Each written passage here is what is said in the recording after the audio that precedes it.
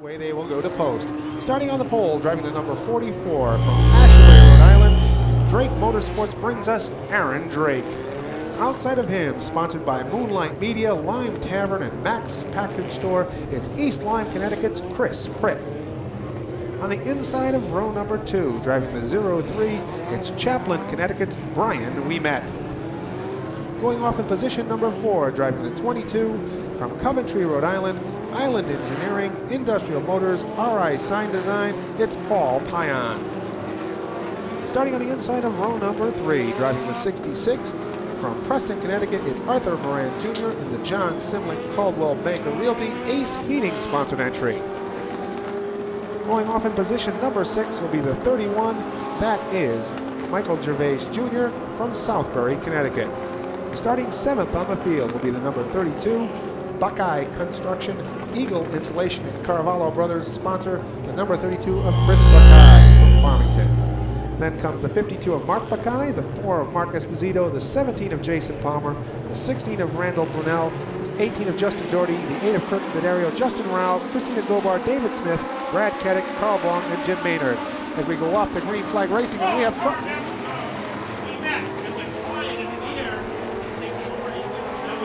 They went flying in the air, they already with him. The green flag never came out. Chad Williams was not going to throw the green, and cars scrambled all over the place, led by Brian Ouimet. Let's quickly go to Gary. Well, we just caught up with our third place finisher from our SK Modifieds, Ron Uhas, the driver of the number 49 car. Take us through your night. It was pretty uneventful. Our car was good. Let's see if we can get a start this time. Yes, we do.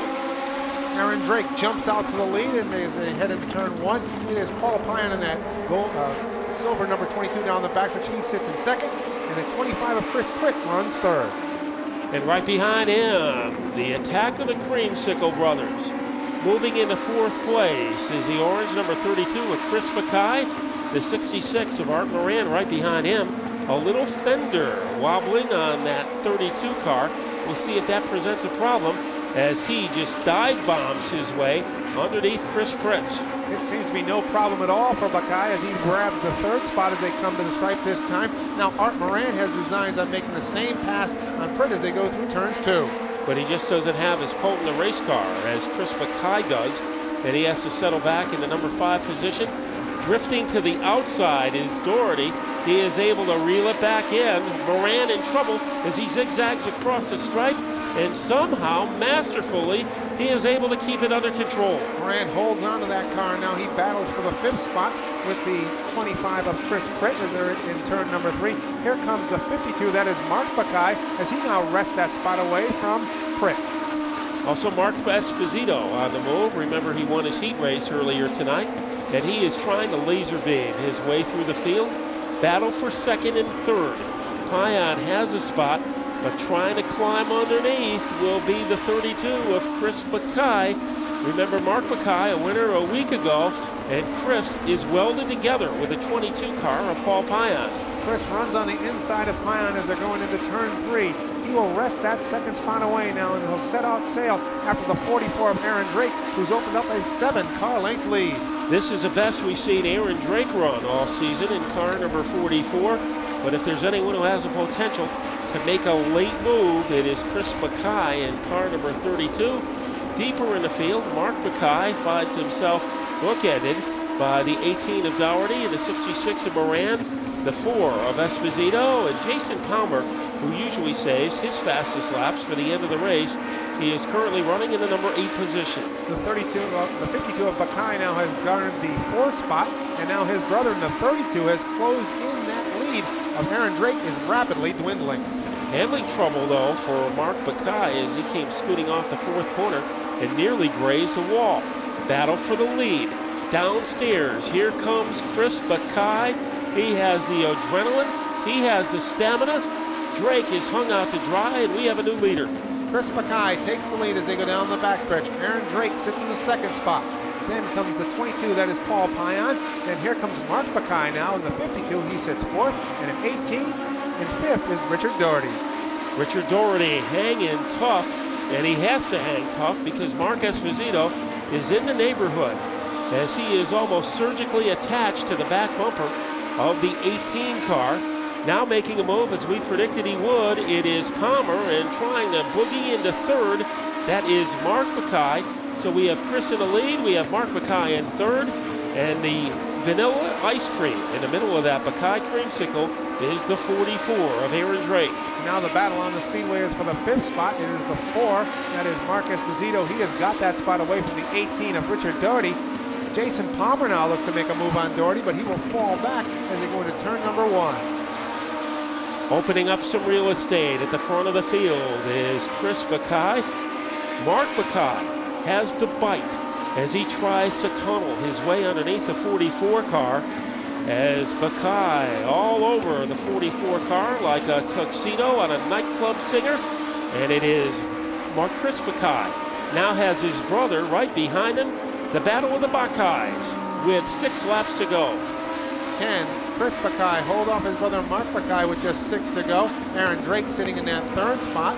Paul Payan runs in the 4th spot. Then comes Mark Esposito, Richard Doherty, Jason Palmer, and a 66 of Art Moran Jr. Art Moran off the pace. Here comes Palmer trying to put a power move underneath Doherty. It is not going to work that time, but the persistence is going to keep going for Jason Palmer. Drama at the front of the field. Almost identical twins dominating this, the front of the field, decorated in orange.